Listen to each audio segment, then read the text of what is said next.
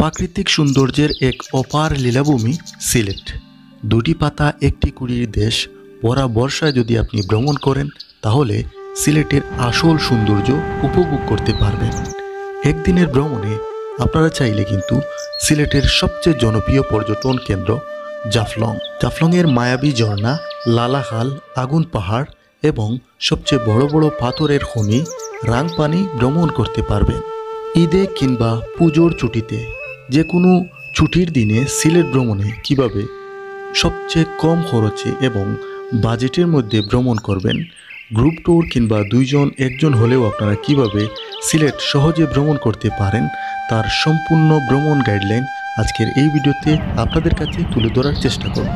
তাহলে চলুন শুরু করি আজকে আমাদের সিলেট ভ্রমণ গল্প। আমাদের সিলেট ভ্রমণ ছিল একদিনের। আমাদের মূল স্পট ছিল জাফলং তামাবিল রোডে লালাখাল, রাংপানি, জাফলং। প্রিয় বন্ধুরা, এই ভরা বর্ষায় আপনারা কিন্তু তামাবিল রোডে একদিনে এই সব স্পট ঘুরে দেখতে পারবেন। তাছাড়াও কিন্তু আগুন পাহাড়ও ঘুরে দেখতে পারবেন। কম খরচে গাড়ি সেবা কিংবা হোটেল নিতে এখনই যোগাযোগ করতে পারেন সিলেট ট্রাভেল গাইড সার্ভিসে। 2 জন কিংবা 3 জন হলে আপনারা কিন্তু সিএনজি রিজার্ভ নিয়ে ঘুরে দেখতে পারেন সিলেটের এই পর্যটন কেন্দ্রগুলো।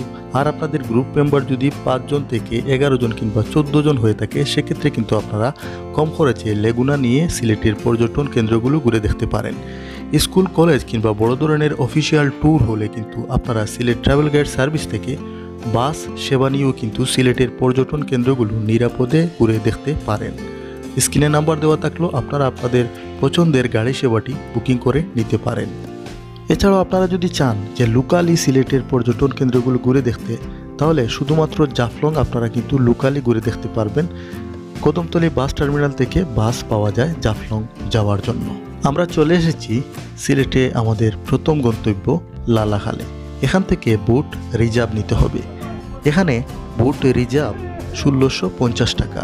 একটি বোটে 11 জন থেকে 13-14 জন পর্যন্ত উঠা যায়।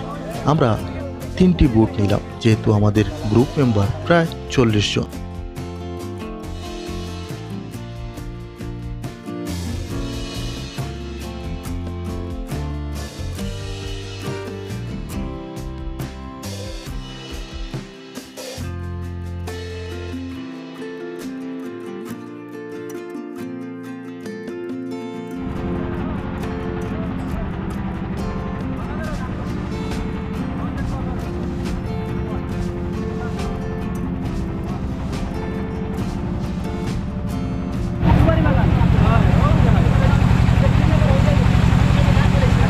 দেখুন, এখান থেকে কিন্তু লালাখাল আসছে আপনারা এখান থেকে ভারতের আমরা লালাখাল 0 পয়েন্টে চলে আসছি।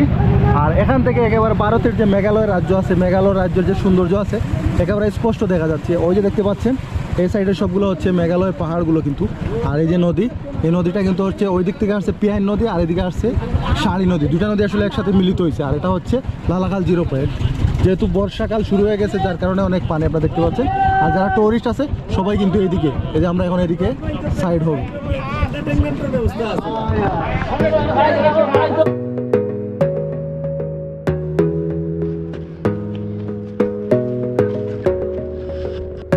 এই যে শিপন আসছে প্রথমবারের মতো লালাখালে। প্রথমবার লালাখালে প্রথম আসছো? জি ভাই, আগে আসছিলা? এবছর প্রথম আসছি। আচ্ছা, ঘটনা হচ্ছে আসছো কি দেখতে? নীল পানি। নীল পানি, হ্যাঁ, লাল পানি। আমি আসলে হতাশ নাকি? হতাশ হয়ে গেছি, বৃষ্টি হতাশ করে দিছে। আসলে আরেকটা ভাবছিলাম, প্রথম ছিলাম সকালে মেঘাচ্ছন্ন পরিবেশ ছিল, মনে করছিলাম আজকে বৃষ্টি হবে। বৃষ্টি তো হয়েছে আলহামদুলিল্লাহ, এখন বৃষ্টি নেই, কিন্তু রাত্রেবেলা বৃষ্টি হয়েছিল। এই দেখেন, আসলে এইভাবে আপনার সুন্দর জুতাটা পরে যাবে। এখানে আসতে হবে আমার মতো একেবারে সাধারণভাবে। ও রুবেলের মতো টুরিস্ট হয়ে না, ট্রাভেলার হয়ে আসতে হবে। রুবেল হয়েছে টুরিস্ট। এটাই আর সুন্দর। এই যে এখানে আছে চা বাগান, এই যে এটা আসলে চা বাগান দেখতে পারবেন। আমরা আসলে লালাখাল যে গ্রাম আছে, খুব সুন্দর একটি গ্রাম, এই গ্রামের ভিতর দিয়ে হেঁটে যাচ্ছি। এই সাইডে দেখা যাচ্ছে যে আসলে চা বাগান।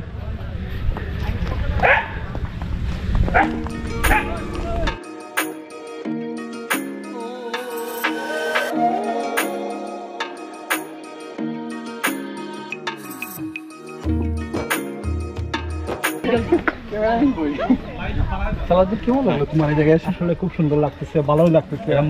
তুমি এখন পানি কি দেখলা, নীল পানি না হলুদ পানি? নীল পানি দেখা যাচ্ছে না, কারণ সামনে মেঘ দিছে তো আপনার এই যে একদিনে কোথায়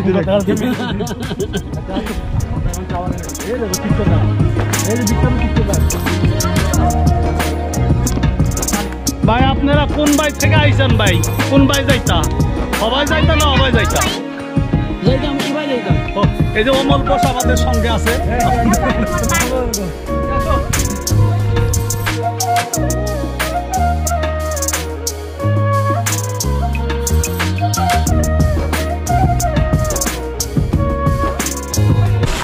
সিলেট হচ্ছে চায়ের দেশ। মানে চায়ের দেশ, চায়ের রাজ্য।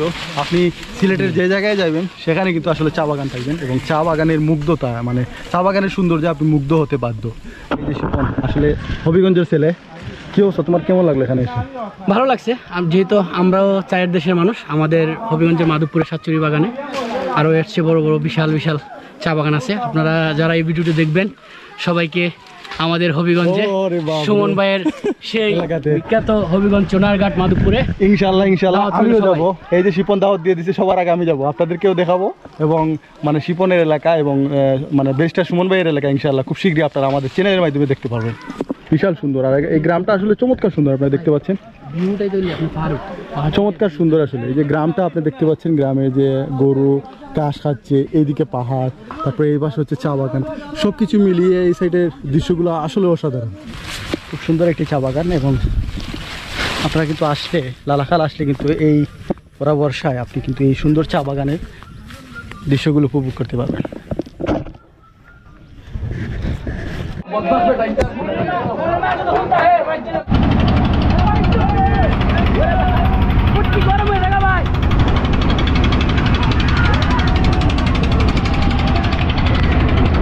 আসলে লালাখালের এই নদী ভ্রমণটা অসাধারণ, এক কথা অসাধারণ। লালাখালের নীল পানি দেখতে হলে আপনাকে অবশ্যই শীতকালে সিলেটের লালাখাল ভ্রমণে আসতে হবে। আর এই বর্ষা যদি আপনি লালাখালে আসেন তাহলে কিন্তু গুলা পানি পাবেন। লালাখাল দেখা শেষে আমরা চলে যাই সিলেটের নতুন পর্যটন স্পট রাংপানি। এটি মুকামপুঞ্জিতে অবস্থিত। এখানে কিন্তু গাড়ি যায় না, অনেক জায়গা ট্রেকিং করে কিন্তু আপনাকে এই জায়গাতে আসতে হবে। এটি কিন্তু ভারতীয় সীমান্তে অবস্থিত এই রাংপানি। যদিও প্রথম দিকে এই স্থান ভ্রমণের ক্ষেত্রে অনুমতি ছিল না, এখনটা কিছুটা শিথিল হয়েছে। রাংপানি দেখা শেষে আমরা চলে যাই সিলেটের সবচেয়ে জনপ্রিয় পর্যটন কেন্দ্র জাফলং। আর বর্ষায় আপনি যদি জাফলংয়ে আসেন তাহলে অবশ্যই মায়াবী ঝর্ণা দেখে যেতে মিস করবেন না। প্রিয় বন্ধুরা, এটি ছিল একদিনের সিলেট ভ্রমণের সংক্ষিপ্ত ভ্রমণ গাইডলাইন। ভিডিওটি যদি ভালো লাগে তাহলে অবশ্যই ভিডিওটি বেশি বেশি করে শেয়ার করবেন আপনার প্রিয়জনের কাছে।